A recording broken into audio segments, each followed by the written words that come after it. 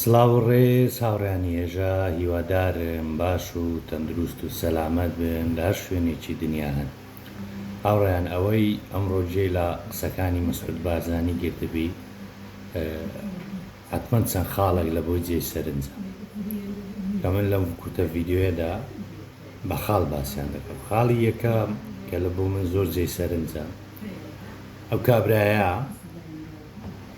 بە قسەی خۆی 6 ساڵە سیاسەت دەکە. هەر لەو ڕۆژی کلاشینکۆفی بە ملیوە کردی و یەکەم ڕسمی گرتێ بە پێشمەرگایەتی لۆ عیسابە هەتا ئەوڕۆ ئەو پێشمەرگەیە کە ملیاردێر و تلیاردێرە، پێشمەرگەی بەستە زمانیش نان نییە بیخوات. بەلەوەی قسە لەسەر خاڵی یەکەم بکەین با جێ لە قسەکانی بگرین بزانین چ دەرێت. ئێمە تووشی چەندین بێوەعدی و بێوەفایی بووین لە بەرامبەری خۆمان، خوش باوەڕ بووین بە دوو قسەی خوش هەموو شتێکمان باوەڕ کردووە بەداخەوە. هاوڕێیان جێبیست بوون لە قسەکانی دەرێ ئێمە خۆش باوەڕ بووین بە دوو قسەی خۆش هەموو شتێکمان باوەڕ کرد بەداخەوە. وەڵاهی کاک مەسعود ئەمەش دەرێن بەداخەوە کە بە دوو نەوعی وچیت و کەتینە. هاوڕێیانەوە دام پێدانانێکی زۆر گرینگە. ئەو کابرایە 6 ساڵە سیاسەت دەکاتن کە پارتیەکان لەمایان کردیتە ڕێبەری باڵا، جاران ڕێبەر بێ، ئێستا کردیتیانە ڕێبەری باڵا.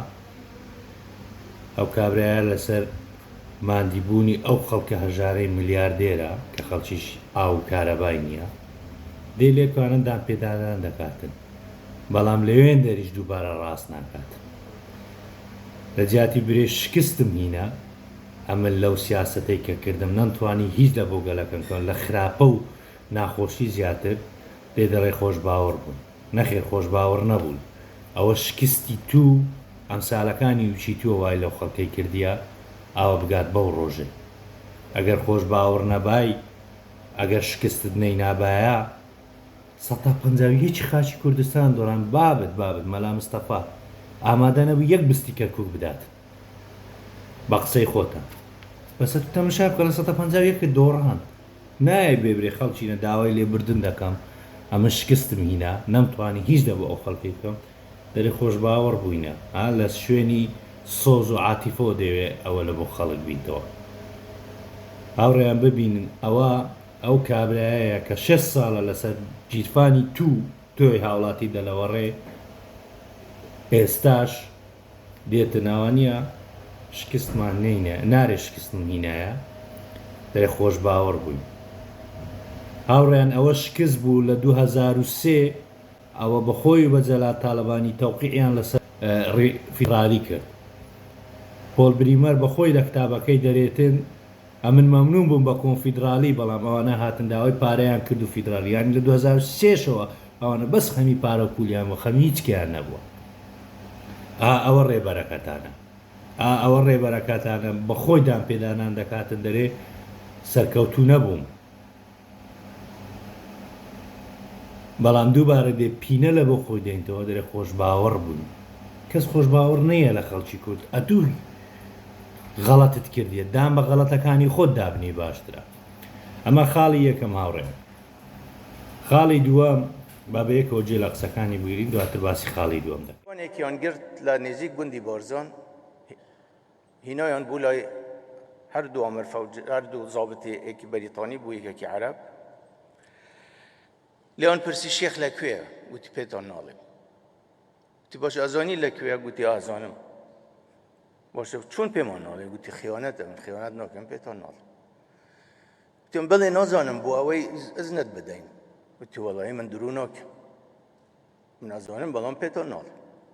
هاوڕێیان جێبیست بوو لەوەی باسی شوانەکی کرد. تەبان هاوڕانی هێژە مێژووی بنەماڵەی بارزانی زۆریان بە پاچیان هینەیە کە من ئێستا یەک بەیەکە باسییان دەکەم، بەڵام ئێستا مەبەستمە ئەو نمونەیەی کە مەسعود بارزانی باسی کرد ئەوە لە سەردەمی شێخ ئەحمەدی بارزانی بووە کە من وەکو کوردێک شانازی پێوە دەکەم، ناتوانم لە گوڵ کارتری پێ برێم لە بەرەوەی کابرایەکی ڕاستگۆ سەرڕاست خاچی هەتا ئاخر دەقەشی لە گەرگەلەکەی خۆیمایە بەقەدەر نورکی دەرجیش خیانەتی لێ نەکرد. و خیانەتشی لە کۆماری کوردستان نەکرد لە سەردەمی پێشەوا قازی محەممەد. ئەو کابرایە ئەو پەروەردەی کرد، یعنی لە مێژووی بارزان هاوڕێیان جگە لە سەردەمی شێخ ئەحمەدی بارزانی هیچ سەردەمە بەقەدەر ئەو سەردەمە جوان پاک کوردایەتی نەکرایە.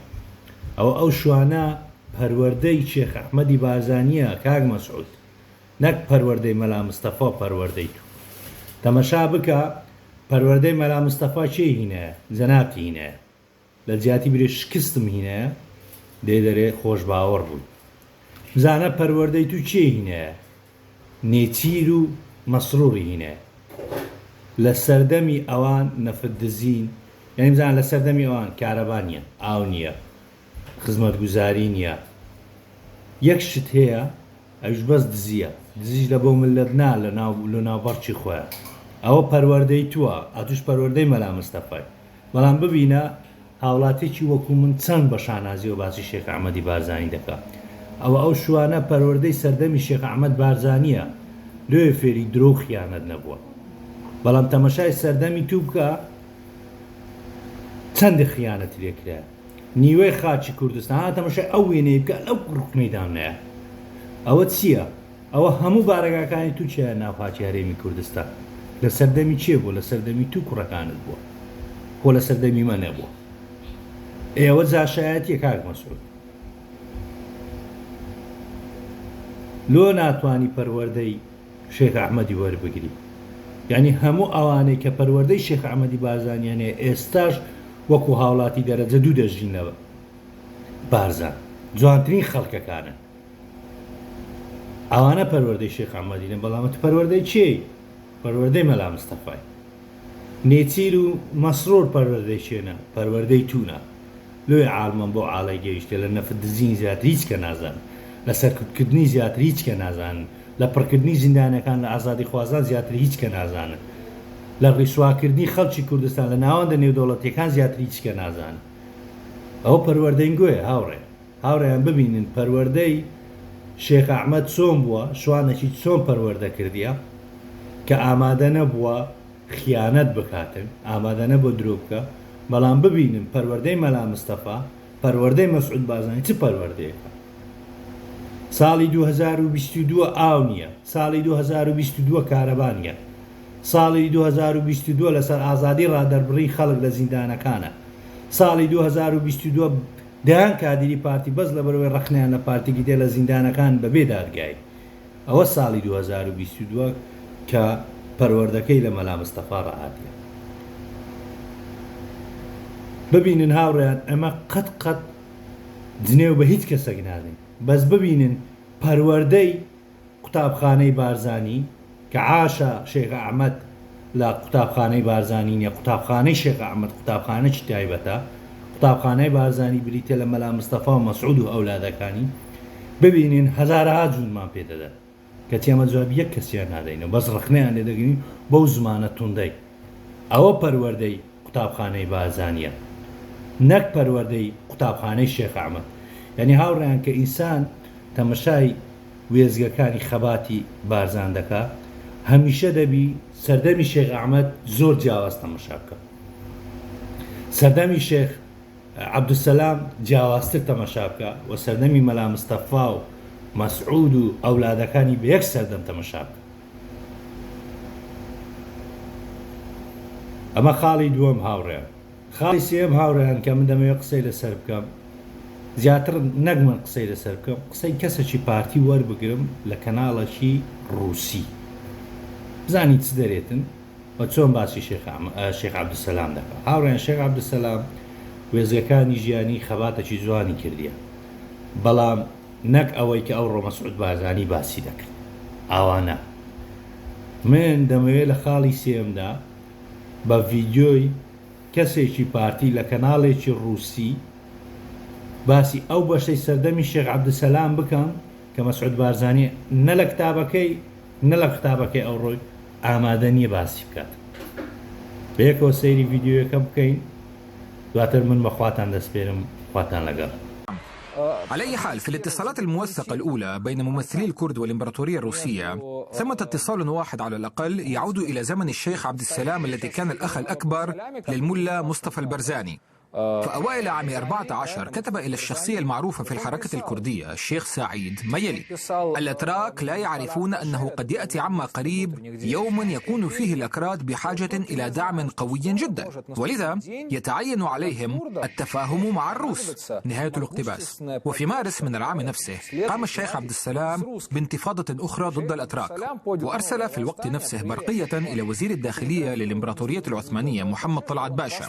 قال الشيخ في برقيته إنه انتفض بناء على مشورة من القنصل الروسي في الموصل الذي وعده بالمساعدة والمكافأة مقابل جهوده. نهاية الاقتباس. أي أن الشيخ عبد السلام كان يريد إخافة الأتراك وجعلهم في الوقت نفسه يتصادمون مع الروس كي يتلقى من روسيا مساعدة حقيقية. يبدو لي أن التاريخ علم الأكراد اللعب على التناقضات بين تلك الدول التي كانت تسيطر بهذا الشكل أو ذاك على أراضي كردستان التاريخية، وذلك بغية المساومة والحصول منها على أقصى ما يمكن من التسهيلات والتنازلات للشعب الكردي. هل فهم الأمر على هذا النحو صحيح برأيك؟ اللعب على التناقضات تحديدا هو العامل الذي كان له دور كبير في ذلك، إذ لم يكن الأكراد على ثقة من أمرهم فيما يتعلق بالقوة التي قد تكون لها مصلحة حقيقية في تحررهم، ولكن بما أن روسيا كانت الأكثر قربا إلى نفوسهم فقد فضل القادة الأكراد التوجه إليها على التوجه إلى سواها. على أي حال، من المعروف أن انتفاضة الشيخ عبد السلام منيت بالهزيمة آنذاك، وأنه اضطر للهرب إلى منطقة أورميا. كانت قوات الإمبراطورية الروسية قد احتلت بعض الأراضي في محيط هذه المدينة منذ يوليو عام 15، وذلك في سياق الحرب العالمية الأولى. من هناك انتقل الشيخ عبد السلام إلى نخيتشيفان التي كانت ضمن كيان الإمبراطورية الروسية، حيث حصل من الحكومة القيصرية على راتب قدره 150 روبلا، وفي تلك الأيام كان مبلغا لا بأس به باعتبار أن الروبل كان مكفولا بالذهب. عندما درست تلك المرحلة التاريخية وسيرة الشيخ عبد السلام وأخوته